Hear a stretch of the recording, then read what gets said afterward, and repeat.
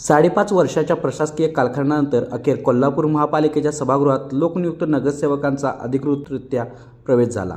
महापौर रूपाराणी निकम यांच्या अध्यक्षतेखाली पार पडलेल्या पहिली महासभा केवळ औपचारिकता बैठक न राहता शहराच्या राजकारणाची दिशा ठरवणारी आणि प्रशासनाला स्पष्ट संदेश देणारी ठरली.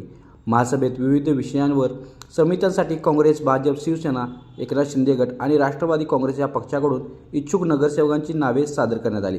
महापौराकडून या शिफारशींना मंजुरी देण्यात आली. महिला व बालकल्याण समितीची तसेच परिवहन समिती सदस्यपदी राष्ट्रवादी काँग्रेसच्या मानसी लोळगे यांची निवड करण्यात आली. मात्र दोन्ही समित्यांमध्ये एकाच वेळी काम करणे शक्य नसल्याचे सांगत त्यांनी परिवहन समितीत काम करण्याची इच्छा व्यक्त केली. या निर्णयाकडे आगामी काळातील शहरी वाहतूक परिवहन व्यवस्थेवर लक्ष केंद्रित होणार असल्याचं संकेत म्हणून पाहिलं जात आहे.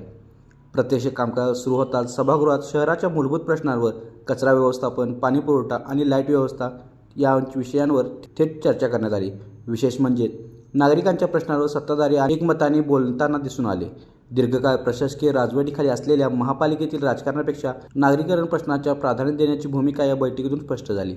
महापौर रूपाराणी निकम यांनी सभागृहात समन्वय साधत अनेक नगरसेवकांना बोलण्याची संधी दिली. उपस्थित प्रश्नांवर संबंधित विभागाच्या अधिकाऱ्यांकडून थेट उत्तरे मागवण्यात आली.